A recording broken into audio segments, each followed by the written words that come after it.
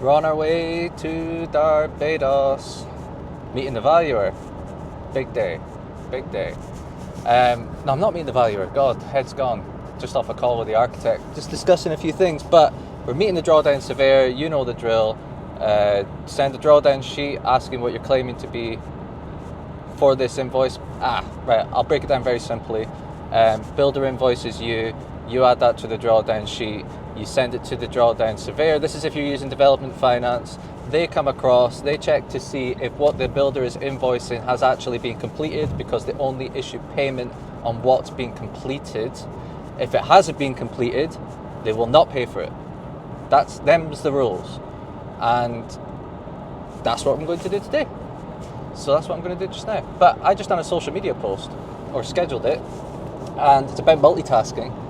And basically, the long and short of it is, if you want to get into property investment, if you want to do anything like property investment, business in general, you have to be comfortable with multitasking. You have to be comfortable with pressure and daily intense pressure and just multitasking, right? It's just cut and dry because, for example, I'll tell you, here's a few things that I do, right? So right off the bat, project management. Manage the projects, manage the builders, manage the architects and structural engineers throughout the build. The financing, so managing the drawdown financing, the lenders, making sure that's fine. The interior designers, if you have interior designers, that falls into project management, right?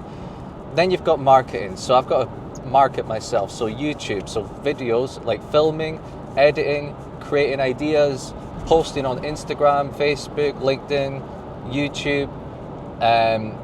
So that's the marketing side of things. Sales, if you get a lead, then if you got like an investor lead, if you're raising finance like me, then you got to sell yourself. You got to sell what you're offering and basically get them on board.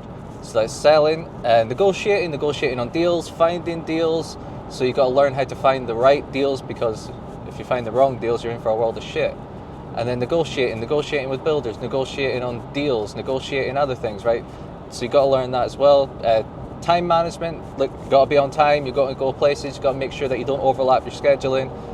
Communication, fucking millions of things. Millions. I'm not saying that to overwhelm you, man. I'm not saying that to overwhelm you. When you're starting out, like if you're like me, you can't afford to outsource a lot of things. So you have to learn all of these things, right? You're best learning them one at a time. I have the problem where I try and learn everything at once. But you're best learning things one at a time, then they'll start, adding up. But basically, the difficult part is you only have so many hours in a day. You only have so much energy. And if you spread yourself too thin, if you have 10 things you're doing, you're only going to give 10% to each thing, right, on average. But that's why I highly recommend just pulling it all in. And building systems to offload a lot of it. It's cheaper than hiring someone. And then when you do eventually hire someone, you can train them on how to manage the systems and improve them. 2 is do less. Sounds stupid, sounds simple, but genuinely, man, just do less. Like if you're like, I'm going to do property investment, very vague. Okay, I'm going to convert houses into high-end HMOs that will occupy, that working professionals will occupy. That's all I'm doing. That's it.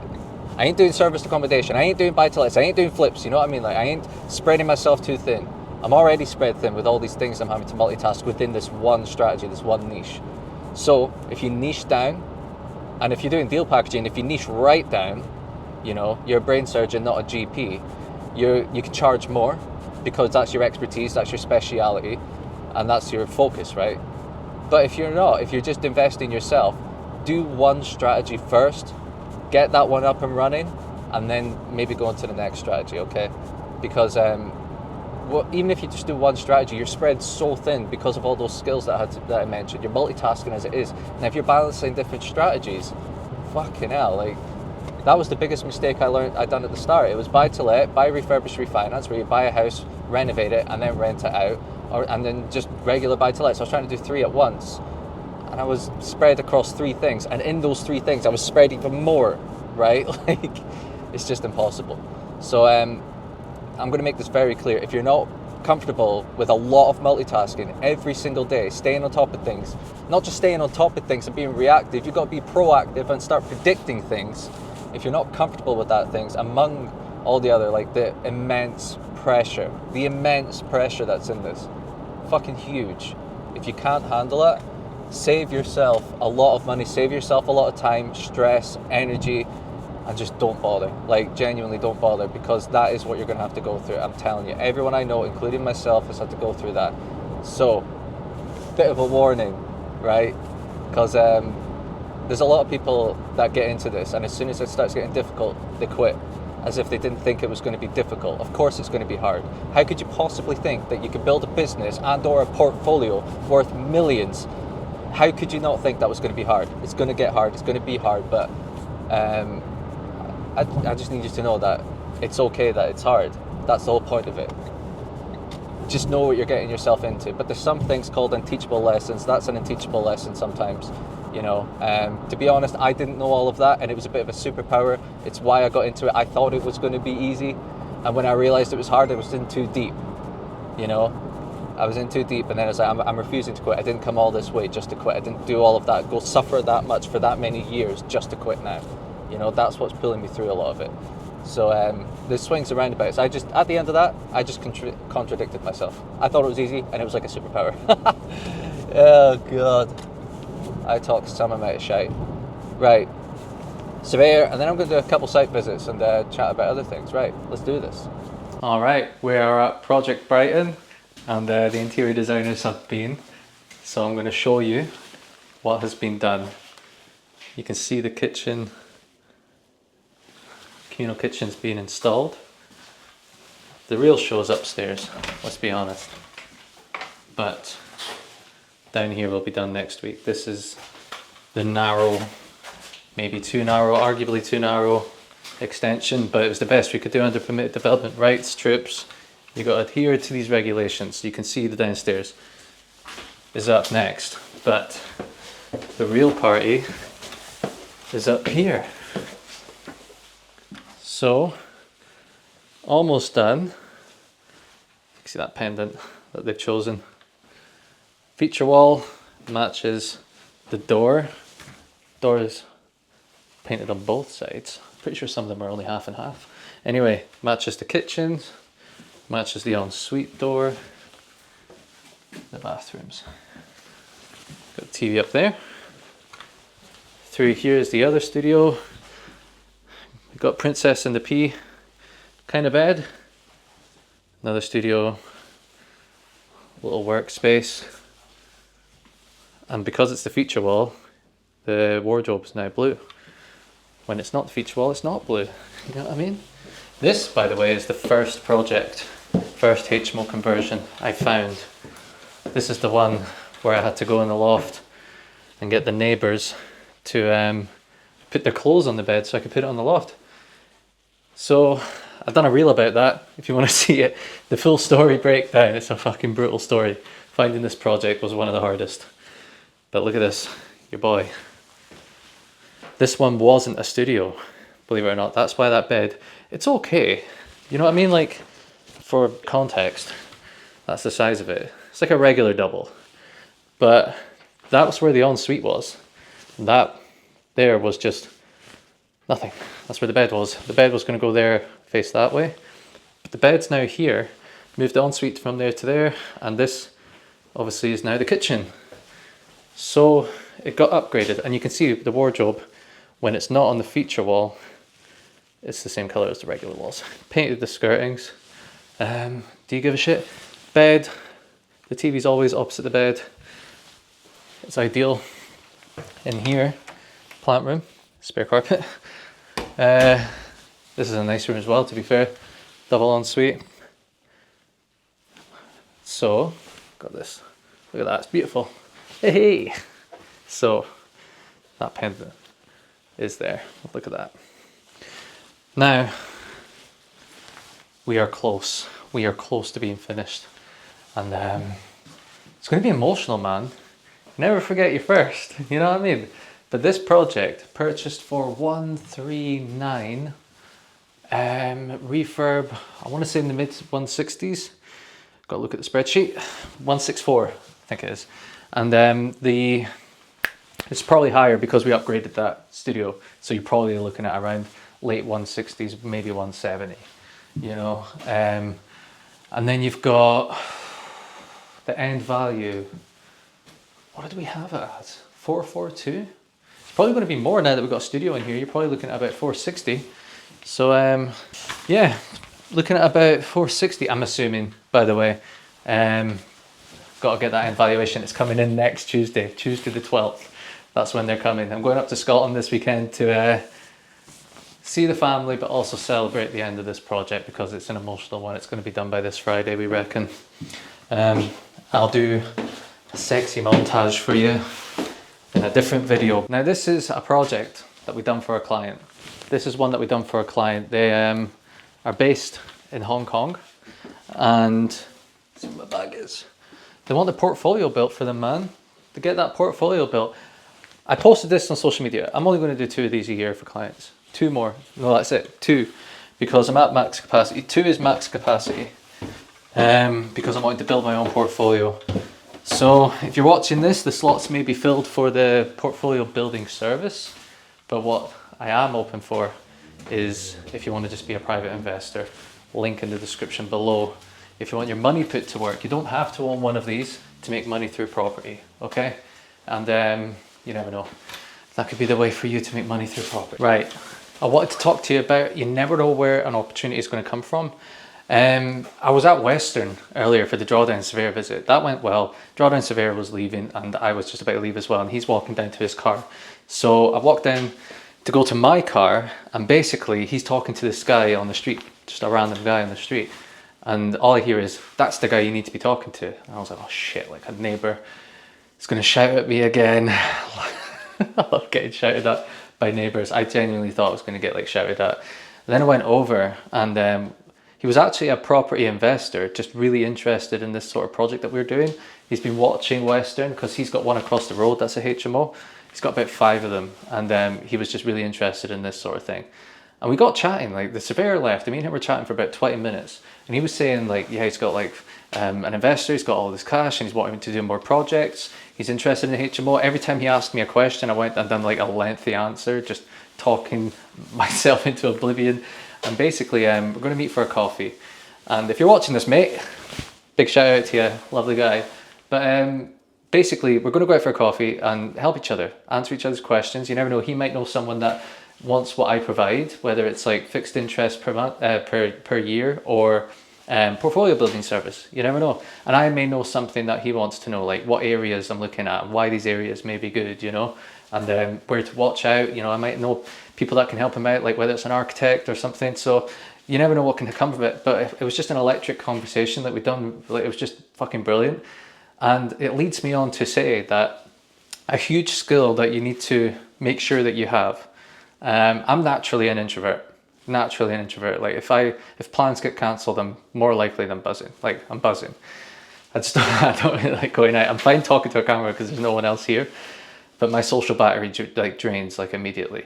But despite that, one skill that I really try and focus on is just people skills, communication, having a laugh, you know, and making sure that I get on with people as much as possible. So I naturally like take the piss out of people and they take the piss out of me. It's fun. And with this guy, like, we got on like a house on fire. We were great.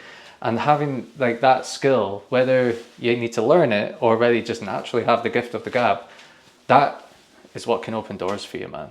Because it's got to come from sincerity. You can't be like, oh, I'm going to help you, I'm going to do this, and then not actually mean it and not actually do it. You know, it's got to come from a place of sincerity. And yeah, I think communication, people skills, being honest, I don't know, funny, something like that. I'm not saying you have to be funny to be rich, obviously. But what I am saying is that from when we spoke, he was like, I really like your enthusiasm. You've had a smile on your face this whole time you've spoken about what you do. It's really like got me going. Like, I'm really wanting to like have a coffee with you. Do you know what I mean? Like, you can see the passion coming out. And I was like, don't get me wrong, there's fucking loads of problems. And I started talking about the problems that were coming up. But then I started talking about how we solved them, you know. it's a bit of a tangent that I'm going on just now, but having the gift of the gab in the right way, it can unlock so many doors. It can get you people on your side, you know, whether it's an angry neighbor and you can chat to them and you can offer to, like, you know, give them your number, you know, have a chat with them, maybe offer to have their car cleaned or something to help them out. Or if you're selling your services, if you're trying to onboard an investor and stuff, the communication is just, it's a people's game is what I'm getting at. This is a people business. You know, it's not a property business, it's a people business. You're dealing with agents who are people, sellers who are people, investors who are people, builders, architects, brokers. They're all just people. And if you have, you know, good communication skills, whether it's in a serious setting or just having a laugh, you know, it's not all has to be serious, then it'll get you far, man. It'll get you far. It'll help you out. And it's just, it makes the journey a lot more enjoyable. I don't know if I'll even keep all of this in. Sorry for wasting your time, by the way. Like, I wish I quit whilst I was ahead. There's another fucking skill for you to learn. Quit while you're ahead. When you're talking and you're making a point, don't waste people's time. Oh, God. Homeward bound. And I wanted to talk about why I like HMOs. Because there's so many strategies out there. You've got serviced accommodation, which is your Airbnbs, for example. Buy-to-lets, which is a just standard rental property. That's when you buy a property, rent it out to a family. Like, I live in one, I'm a tenant. What else? I'm not allowed to undertake, I'm not allowed to undertake. Flips, very common. Buy a house, do it up, sell it. Let's see. Lease options. I don't know how to describe one of them. You know what I mean? At the end of the day. Anyway, right, listen, why do I like HMOs? So HMOs, they, like a lot of strategies, serve a huge purpose, right? It's why they get rented out so quickly in the correct area. So from a numbers perspective, I like that you can get the commercial end valuations with these. I like the fact that you can pull out a lot of your money, like a lot of your money. People think, oh, how do you sell it if you're over leveraged and stuff? You don't buy these to sell these in a couple of years. You buy them to hold them for a few decades, right? For a long time. They're like little businesses and you got to treat them as such. And they're very high cash flow. So you only need like 2 or 3 of them. If you own them yourself, 2 or 3 of them to replace like a decent income. So if you're netting like $1,200 per calendar month, then think about it. If you have like 3 or 4 of these, you're up there with about 4,000, 5,000 a month, you know, net, bearing in mind. Now, it's simple but difficult. Bear that in mind. With a lot of strategies, pretty much any strategy. If it were easy, everyone would be doing it. But listen, I like doing very, very high-end stock, putting it out to like multiple working professionals. HMOs, look, you have to follow a lot of regulations. A lot of people, it does wind you up during the build, but at the end of the day, it's for a good cause. When you have builder control come out, when you have the drawdown surveyor come out, architect, structural engineer, you got the council regulations. Yes, they're a pain in the arse, but you know that things are being done right. The builder has to adhere to these regulations. When it comes to a flip, yes, you have your regulations, but it's far, far less. So a lot of corners can be cut. If you're buying a house that's been flipped, you know, did they cut corners to get it? They didn't. They most likely didn't have to get it signed off by builder control and stuff. So I do genuinely like HMOs for that ones. I'm not saying that it's unique to HMOs, but I like the fact that it's high cash flow. You don't need to do that many to get where you want to go if cash flow is your objective. You know, you can do very, very high-end rooms, and you can do it for working professionals who enjoy their stay, you know. Like, I don't like the standard 4-bed bricks and mortar HMO that's vanilla, just like cookie cutter, right? They serve their purpose. A lot of people do them and a lot of people are successful off them. But they're not what I like. I like your high-end ones with the studio style rooms, feature walls, like paneling, interior designers get involved. You don't have to get them involved, but I like the really high-end HMO when you're like, fuck, I would live in this. And I also really, really like how creative you can get when it comes to doing HMO conversions, right? So like when it comes to, say, dropping the floors, like if you go into like a mid-terraced house, you're like, what can I do with this property? If you need to add space, which I've had to do on all the projects so far, You don't always have to do this. We bring it up to about 115, 120 square meters. If it's already that, you don't need to do this. But on all of the projects that we've done so far, like we've done like 3 to 6 meter extensions, we've done huge L-shaped dormers, we've dropped the floors. Sometimes you can, like when it's in the rip out phase, you can stand in the living room, look up and see the sky. We take the roofs off, take all the floors out, the joists out, take everything out, and still manage to add in a lot of things, add in a lot more space, and then basically add more rooms. Like, I know it's like, that's great because it like does a lot to the financing, but see when you're walking in it, see when you're in the property and you're standing in the living room, everything's ripped out.